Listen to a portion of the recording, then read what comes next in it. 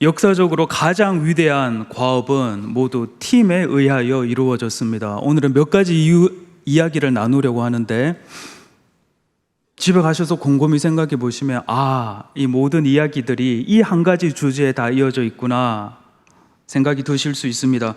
우리가 오늘 읽은 빌립보서 본문에서도 바울과 함께 동역했던 사람들의 이름을 확인하였습니다. 2000년 전 소아시아와 유럽, 중동을 누비며 하나님 나라의 복음을 전했던 선교사 바울 뒤에는 드러나지는 않았지만 그를 도왔던 사람들, 그리고 그와 함께 동역했던 수많은 사람들이 있었습니다. 빌립보서 4장 1절입니다.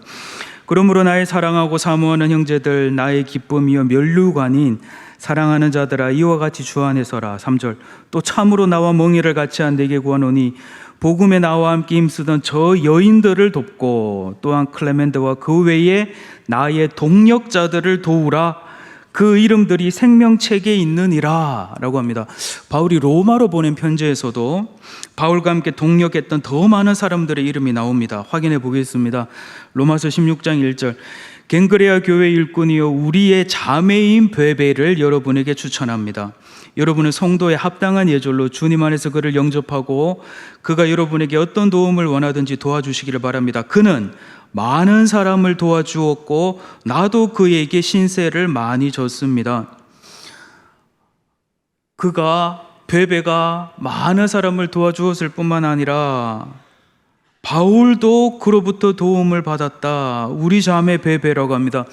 바울의 혈육 자매가 아니라 하나님 아버지를 섬기는 하나님 공동체, 가족 공동체에서 형제, 자매라는 것을 표현하는 말이죠.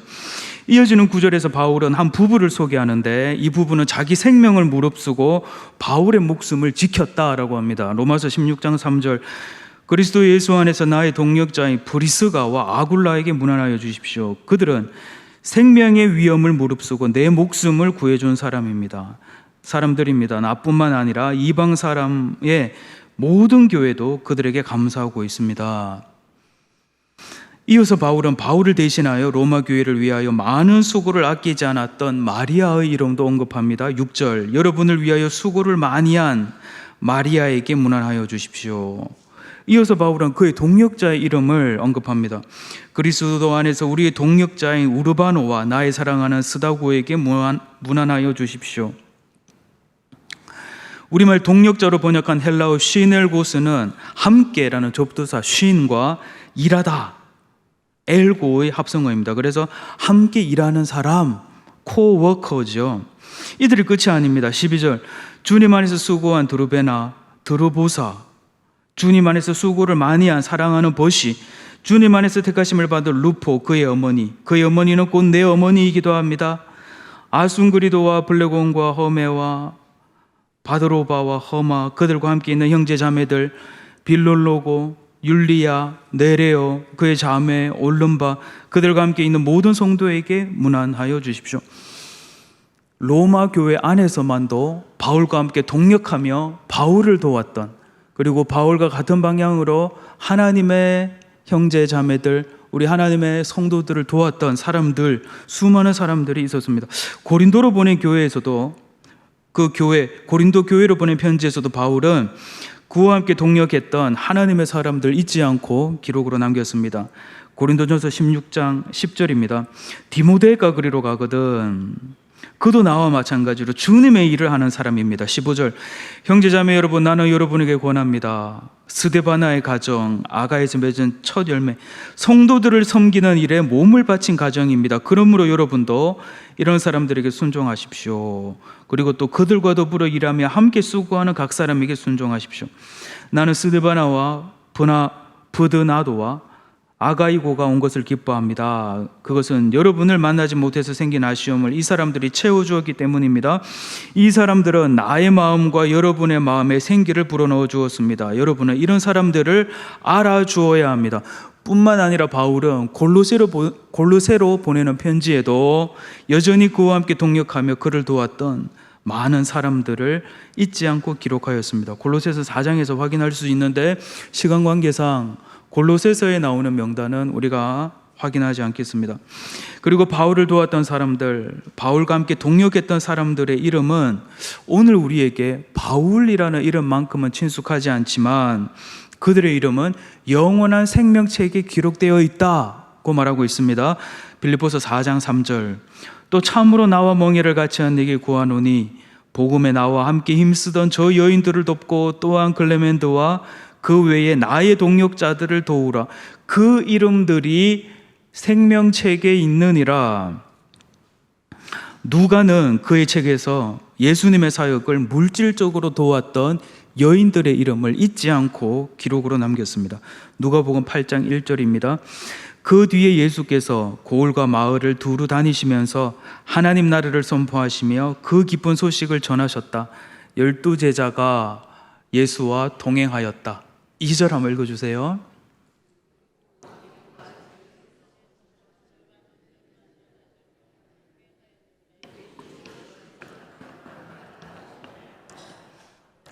이절에 마리아 나오죠. 3절, 헤롯의 청지기인 구스의 아내 요한나, 수산나, 그 밖에 여러 다른 여자들이었다. 그들은 자기들의 재산으로 예수의 일행을 섬겼다. 우리 주님의 사역에서조차 자기들의 재산으로 예수 일행을 섬겼던 사람들이 있었습니다. 사실 아무런 도움을 받지 않으셔도 될 전지전능하신 분께서 왜 이들의 도움을 받으셨을까요? 천지 만물을 만드신 온 세상의 주인이신 분께서 왜 그들의 재산으로 도움을 받으셨을까요? 그것은 그들의 이름도 영원한 생명책에 기록해 두기 위함이었습니다. 장차 그분께서 심판의 주님으로 다시 오실 때 영원한 천국 즐거움에 참여할 수 있는 충분한 배당, 몫을 미리 제공해 주신 것입니다. 아빠가 모처럼 휴가 때 아이들과 함께 캠핑을 가면 아빠는 아들을 부르죠. 그래서 아빠 혼자 하면 훨씬 빨리 쉽게 끝날 일을 아빠는 아들을 불러서 함께 캠핑 텐트를 칩니다. 엄마는 뭐합니까? 딸을 불러서 함께 저녁 식사 준비를 하죠. 모처럼 휴가 기간 딸과 함께하는 시간 자체가 엄마에게 행복이고 딸과 함께하는 이 순간이 엄마에게도 평생 추억이죠. 남자들이 땀을 뻘뻘 흘리면서 텐트를 다 치고 나면 엄마는 뭐라 합니까? 우리 아들 텐트 잘 쳤네, 우리 아들이 일 다 했네 하죠. 사실은 아빠가 무거운 텐트 미리 다 옮겨놓고 부품별로 다 분류해놓고 아빠가 이거 스파이크 땅에 힘들게 망치질 다 하고 있는데, 제가 작년 휴가 때가 억울해서 이 말을 지금 하는 것은 아닙니다. 아빠가 다 했는데 칭찬은 누가 듣습니까? 아들이 다 듣습니다. 그래도 아빠는 행복하지요. 아빠가 칭찬 듣는 것보다 더 행복하지요. 텐트 그늘막 아래서 저녁 먹으면서 아빠는 뭐라 합니까? 어휴, 우리 딸이 만든 저녁 너무 맛있네 하죠. 사실은 엄마가 다 했는데, 놀랍게도 바울은 그의 서신서마다 가장 마지막에 그와 함께 동역했던 사람들의 이름, 그를 도왔던 사람들의 이름을 잊지 않고 기록해둔 이후에 서신서에 마침표를 찍었습니다. 그리고 그들이 어떤 상황에서 어떠한 수고 헌신을 하였는지를 잊지 않고 기록해 두었습니다. 결국 바울의 열매는 사람이었고 우리 주 그리스도께서는 바로 그들 하나하나를 위하여 목숨을 바치셨던 것입니다. 우리가 매주 교회 모임에서 만나고 이렇게 또 예배 시간에도 만나고 주중에 봉사의 자리에서도 만나고 모임에서 만나고 하니까 어쩌면 우리 형제 자매들과의 이 만남과 교제가 얼마나 귀하고 감사한 일인지 피부에 그렇게 와닿지 않을 수 있습니다. 당장 우리가 교회 하나 없는 불신자들만 가득한 곳에 한 2년, 3년 그렇게 생활하다 보면, 혹은 일주일 내내 신앙 없는 분들과 함께 그렇게 살아가다 보면 우리와 같은 믿음의 형제 자매들을 만나 이렇게 함께 예배드리고 믿음의 교제를 나눌 수 있다는 것, 사랑의 교제를 나눌 수 있다는 이 사실이 얼마나 감사한 일인가. 우리 그리스도인들과의 교제의 감격, 감사를 피부로 느끼게 되는 겁니다. 하나님이 오늘 이 땅에 우리에게 허락하신 가장 큰 은총 중에 한 가지도 바로 우리 형제 자매들, 그리스도의 지체들과의 만남, 교제인 것입니다. 그래서 저도 내일 오전 9시 LDS 리젠트 호텔에서 대학 과친구 동기 3명을 만나서 조식을 먹기로 했습니다. 미국 유학을 갔다 와서 목회를 하고 있는 친구가 예약을 해서 밥을 내기로 했고, 저는 거기 조식에는 랍스터가 나오지 않기 때문에 랍스터가 나오는 곳에 예약하라 했지만 신천에 가서 자보면 자기가 준비하겠다. 그 3명 중에 한 명은 제가 볼 때 가장 멋진데, 지금은 이 100년의 역사와 전통을 자랑하는 대구중앙교회에서 목회 사역을 하고 있고, 또 셋 중에 한 명은 셋 중에 가장 훌륭하다 싶은데 이 통번역학과 대학원 과정을 우수한 성적으로 졸업하고 국제 GBT 성경 번역 선교회에 소속되어 인도네시아에서 만 3년 6개월 성경 번역 사역을 했고, 이제 안식월 받아서 며칠 전에 귀국한 선교사입니다. 너무나 감사하게도 우리 교회에서도 이 선교사님께 또 사랑의 후원을 하고 계신 문현민 선교사입니다. 이 선교팀은 몇 년 전부터 이 구원은 있지만 문자가 없는 지역으로 들어가서 그곳에 아주 교육을 잘 받은 분을 만나 이제 그분에게 복음을 전하고, 또 그분을 통하여 이 문자가 없거나 또 문맹률이 너무 높아서 문자를 배우기 어려운 그런 지역에 성경을 소리로 읽어주고 mp3로 녹음을 해서 태양열로 들을 수 있는 mp3 성경을 보급하는 그 사역을 진행하고 있었습니다. 사진을 보시면 선교 편지에 온 사진인데, 위에가 그 현지인들 모습이고요, 밑에 그 오른쪽 사진 중간에 빨간 티가 문현민 선교사입니다. 다음 사진 한번. 아래 워크숍인데요, 아래 밑에 보면 이제 이 성경을 이 오디오로 녹음을 시키고 또 현지인 그 교육을 많이 받은 분께 한 번 더 검수 작업을 거쳐서 이게 제대로 녹음되었는지 정확한 단어가 쓰였는지 한 번 더 수정 보완하는 작업입니다.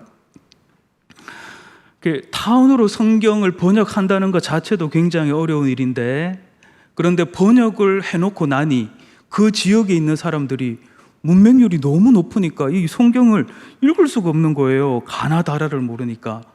그래서 이제 저분들이 고민을 하다가 의사소통은 되니 소리 언어는 이해하고 있으니 저렇게 녹음을 시킨 거예요. 아주 효과적이라고 합니다.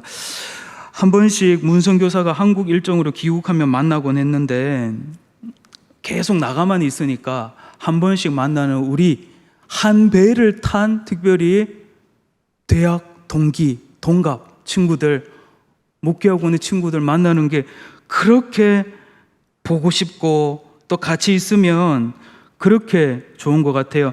그래서 시편 133편도 보라 형제가 연합하여 동거함이 어찌 그리 선하고 아름다운고, 공동번역은 이다지도 좋을까, 이렇게 즐거울까, 형제들 모두 모여 한데 사는 일이라고 하였죠.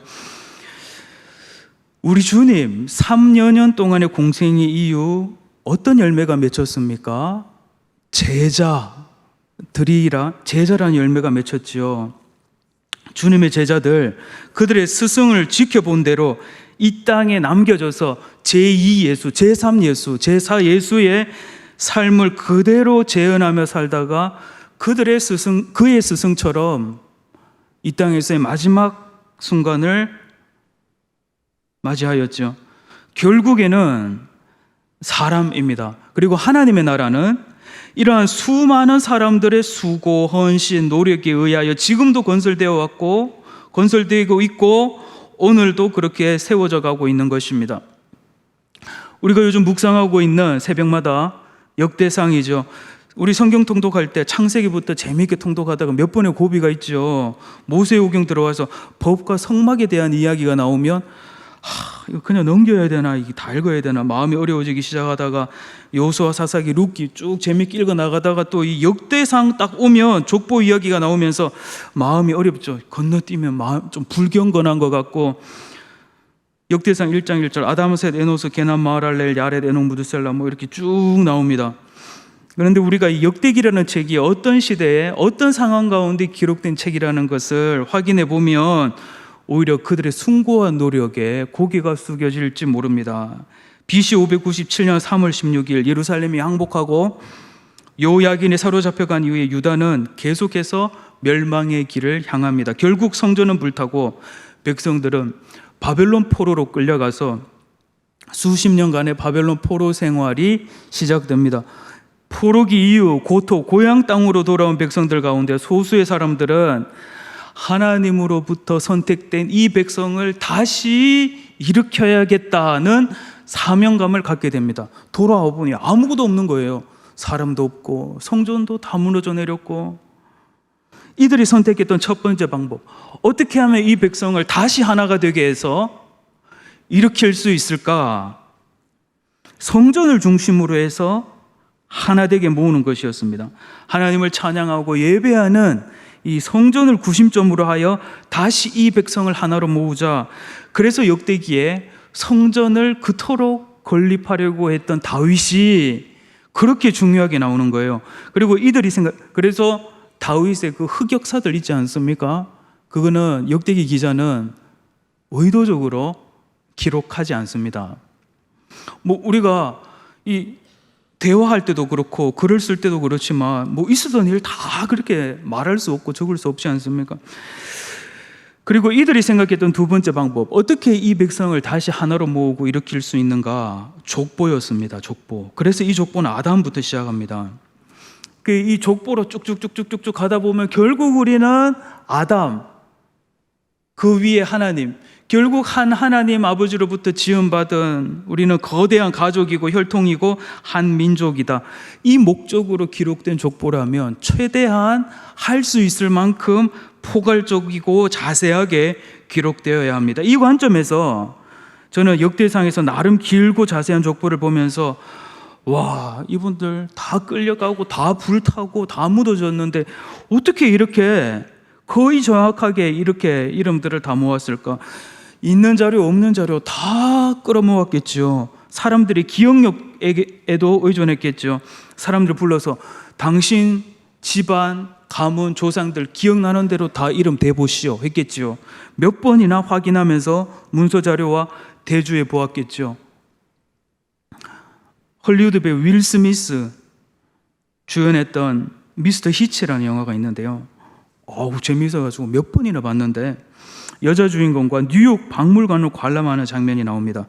거기서 1910년도에 서명 기록된 수백 명의 사람들의 명단이 있는데 거기에 이 여자 주인공이 이렇게 보다가 할아버지의 이름을 발견하는 순간 너무 놀랍고 감격스러워서 막 흐느끼면서 박물관 뛰쳐나가는 장면이 나옵니다. 오늘의 뉴욕이 있게 한 그 혁혁한 공로자의 명단에 자기 할아버지의 이름을 발견한 거예요. 고조 할아버지. 이제 이 뉴욕이라는 도시는 그저 자신이 살고 있는 일개의 도시가 아니라 그의 할아버지의 할아버지의 도시, 그의 할아버지의 아버지의 도시, 그리고 그의 터전이었던 거죠. 바로 그 매우 중요한 문서에 기록된 자기 고조부의 이름 하나가 이제 그녀의 남은 삶, 그 뉴욕에서의 삶 전체를 새롭게 규정하는 겁니다. 바로 이 목적에 의하여 바벨론 포로 생활을 마치고 돌아온 사람들, 그 족보의 명단에 그들의 조상이 이름이 기록되어 있다. 그러면 이 민족, 이 나라에 대한 마음이 어떻게 달라지겠습니까?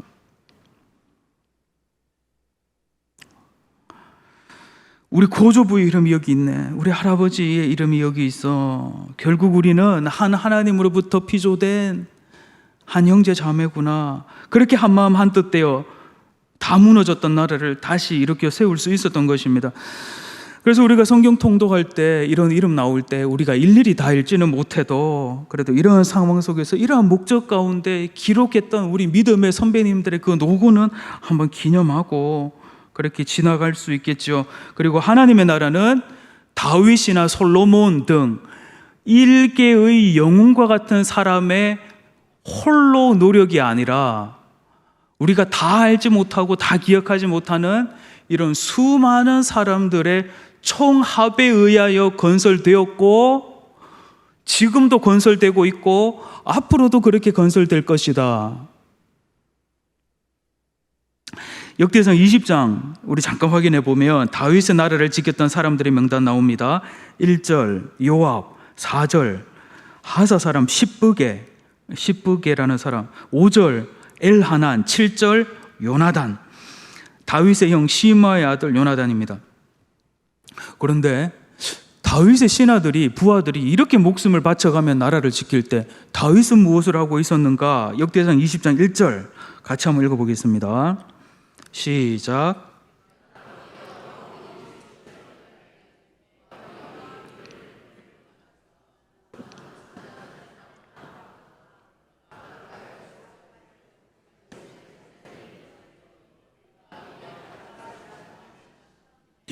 역대상 20장 1절 보세요. 해가 밖에 왕들 출전할 때가 되어 요압이 군대를 거느리고 나갑니다. 격파합니다. 그런데 다윗은 뭐 하고 있습니까? 예루살렘에 그대로 있습니다.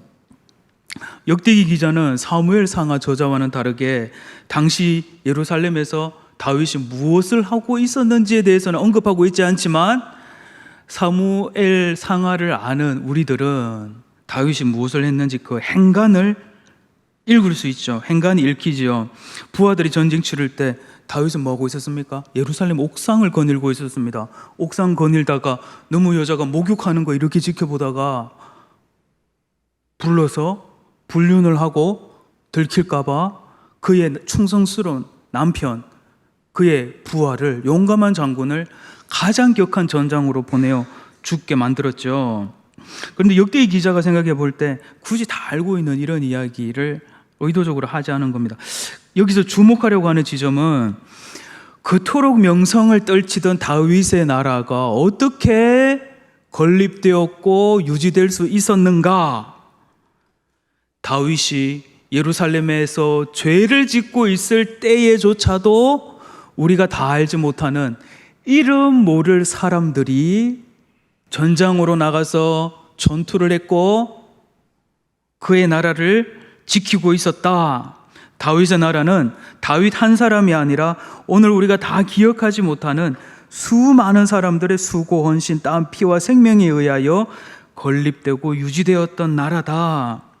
하나님께서는 역대기를 통해서도 우리에게 반복해서 말씀하십니다.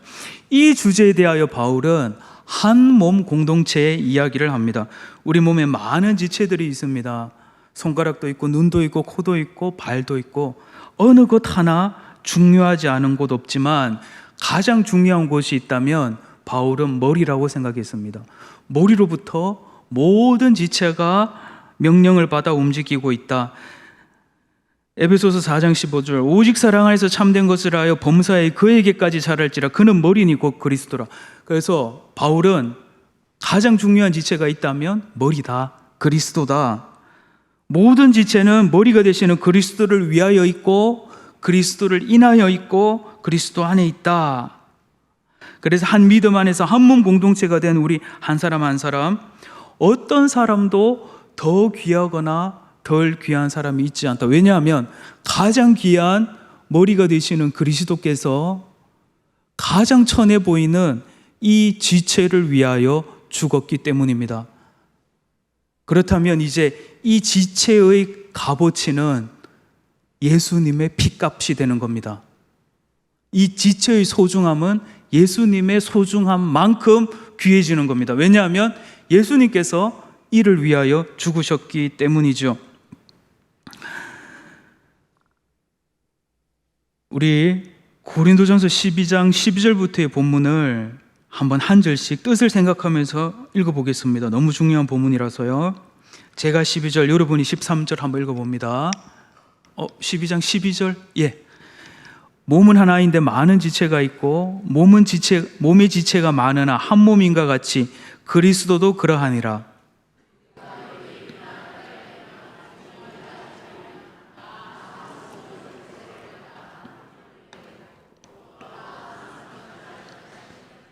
몸은 한 지체뿐만 아니요 여럿이니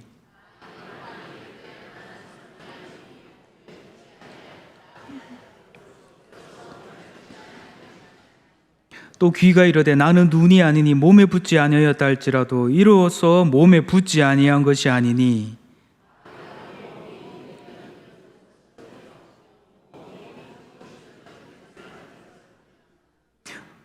그러나 이제 하나님이 그 원하시는 대로 지체를 각각 몸에 두셨으니 이제 지체는 많으나 몸은 하나라.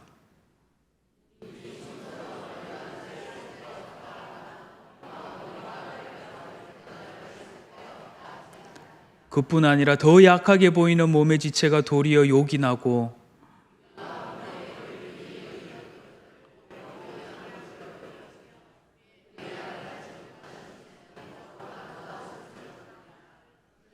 우리 아름다운 지체는 그럴 필요가 없느니라. 오직 하나님이 몸을 고르게 하여 부족한 지체에게 귀중함을 더하사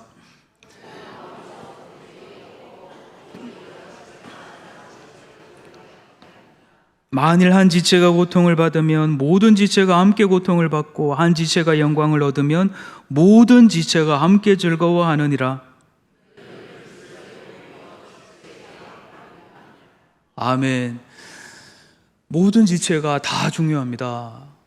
가장 중요한 머리가 가장 천해 보이는 그 지체를 위하여 죽었다라고 했죠. 믿음의 공동체의 변질은 그리스도의 정신과 반대되는 세상 의식과 세상 가치관이 흡수되면서 시작됩니다. 마치 세상의 여느 조직과 같이 가장 중요한 사람이 있고 그 다음 중요한 사람이 있고 가장 중요하지 않은 사람들이 있고 또 그 다음 중요하지 않은 사람들이 있고 드러내놓고 말하지 않고 있지만 그 공동체 사람들의 의식 가운데 분명하게 그리고 너무나 명확하게 이런 생각, 의식이 있는 곳에는 그리스도의 마음, 그리스도의 말씀이 들어설 자리가 없습니다. 우리 모두는 동일한 중요성과 동일한 가치를 가지고 그리스도의 한 몸 공동체를 이루고 있습니다. 만일 우리 가운데 더 중요한 존재가 있다면 그리스도 한 분뿐이죠. 그런데 말씀드린 대로 그분이 가장 천해 보이는 지체를 위하여 죽으셨습니다. 인자가 모든 천사와 함께 이 땅에 다시 올 때 그는 보좌에 앉아 모든 민족을 그 앞에 모으고 구분하기를 목자가 양과 염소를 구분하듯 구분한다고 합니다. 그리고 양은 오른편에 염소는 왼편에 두고 오른편에 있는 자들에게 뭐라 말합니까? 그때 임금이 그 오른편에 있는 자들에게 이르시되 내 아버지께 복받을 자들이여 나와 창세로부터 너희를 위하여 예비된 나라를 상속받으라. 내가 줄일 때 먹을 것 주었고 목마를 때 마시게 하였고 나그네 되었을 때 영접하였고 헐벗었을 때 옷 입혔고 병들었을 때 돌보았고 옥에 갇혔을 때 와서 보았느니라. 이때 오른편에 있는 의인들 뭐라고 말합니까? 이에 의인들이 대답하여 이르되 주여 우리가 어느 때에 주께서 줄이신 것을 보고 음식을 대접하였으며 목마르신 것을 보고 마시게 하였나이까? 어느 때 나그네 되신 것을 보고 영접하고 헐벗으신 것을 보고 옷 입혔나이까? 어느 때 병드신 것 옥에 갇힌 것 보고 가서 배웠나이까? 이에 임금이 뭐라고 대답합니까? 임금이 대답하여 이르시되 내가 진실로 너희에게 이르노니 너희 여기 내 형제 중에 지극히 작은 자 하나에게 한 것이 곧 내게 한 것이다.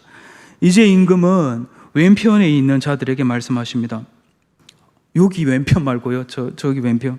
나중에 또 왼편에 있는 자들에게 이르시되 저주를 받은 자들아 나를 떠나 마귀와 그 사자들을 위하여 예비된 영원한 불에 들어가라. 내가 줄일 때 너희가 먹을 것을 주지 아니하였고 목마를 때 마시게 하지 아니하였고 나그네 되었을 때 영접하지 아니하였고 헐벗을 때 옷 입히지 아니하였고 병들었을 때 옥에 갇혔을 때 돌보지 아니하였다.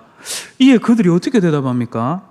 그들도 대답하여 이르되 주여 우리가 어느 때에 주께서 줄이신 거 목마르신 거 나그네 되신 거 헐벗으신 거 병드신 거 옥에 갇힌 거 보고 공양하지 아니하더이까?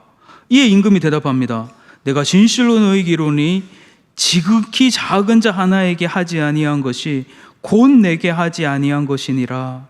그들은 영벌에 의인들은 영생에 들어가리라 하시니라. 지극히 작은 자 하나에게 하는 거 쉽습니까? 어렵습니까? 어렵습니다. 이거는 어려운 일입니다.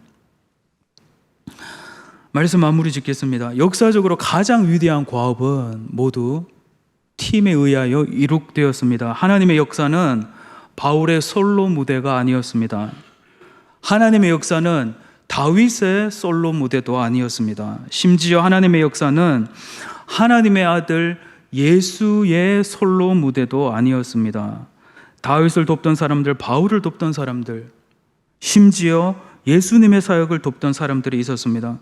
우리는 수천 년 동안 진행되었던 하나님 나라의 위대한 과업 가운데 수고했던, 심지어 목숨을 바쳤던 헤아릴 수 없는 사람들의 이름을 기억하지 못합니다. 그러나 하나님께서는 그들의 시대, 그들 모두의 총합에 의하여 하나님의 역사가 쓰여지게 했고 그들의 이름을 영원한 생명책에 기록하셨습니다. 오늘 하나님께서 우리에게 주신 가장 큰 선물은 그리스도와 그분의 몸된 지체들입니다. 우리 좌우에 계신 분들께 한 번만 인사해 봅시다. 제 옆에 계셔서 감사합니다. 인사하겠습니다. 우리는 그리스도의 형제 자매들과의 교제 가운데 그리스도의 현존, 오늘 우리 가운데 계시는 주님을 봅니다.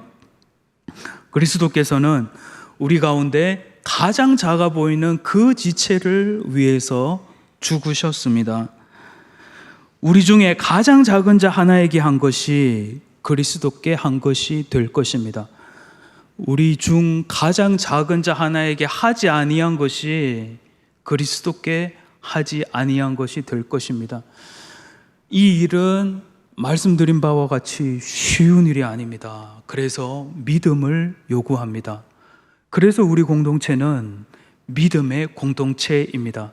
우리는 하나님께서 주시는 그 믿음으로 오늘 우리에게 말씀을 행할 수 있고 하나님께서 주시는 그 믿음으로만 우리는 오늘을 살 수 있고 그 믿음으로만 우리는 오늘도 현존에 계시는 하나님을 볼 수 있습니다. 오늘 우리를 이 자리로 불러주신 우리 하나님의 높고 거룩한 뜻이 우리들 가운데 온전히 이루어지기를 예수님의 이름으로 간절히 축원합니다.